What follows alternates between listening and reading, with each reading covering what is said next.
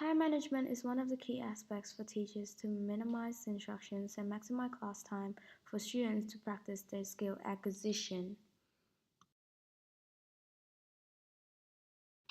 An example of ineffective and effective time management is shown below.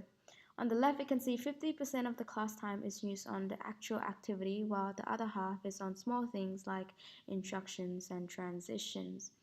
On the right, we can see quick and simple instructions and transitions, hence making the total activity time 80% of the class time, which is what we teachers should be aiming to do. Here are some tips that teachers can use to help maximize activity time and quality of practices. Tip 1. Check facilities and equipment before each sessions.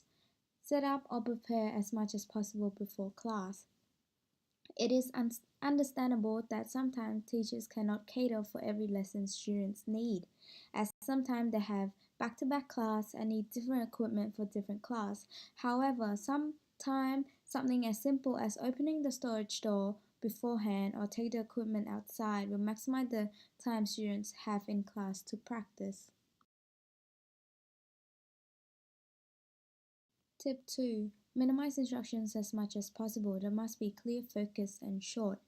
When teachers giving instructions, it would be preferable to keep it short rather than long, as students will lose interest and will not listen further or get confused with the information overload. For example, playing a game of soccer, the key information would be shoot to score, you can't touch a ball with your hand, and there's clear boundaries you can't go over. Tip 3. Keep demonstration short and only emphasize on a few points per performance. These are also known as KISS, keep it short, sharp, and simple. When teachers performing a demonstration, it would be preferable to keep short rather than long. Same reason as I said in the last point, the student will lose interest and will not listen further, or they get lost with the information overload. For example, student is doing a circuit trainings.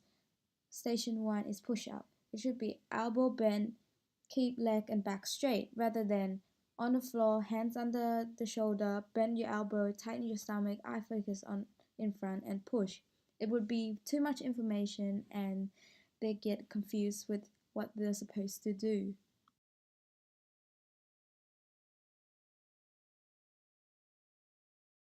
Tip 4. Develop a routine for stop and start to make transition to other tasks fast, efficient, and fluid.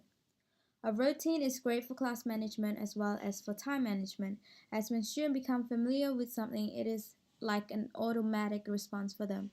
Like saying using 1 whistle for start, 2 for stop, and 3 for transition. When students understand that concept, everything will be like a routine to them.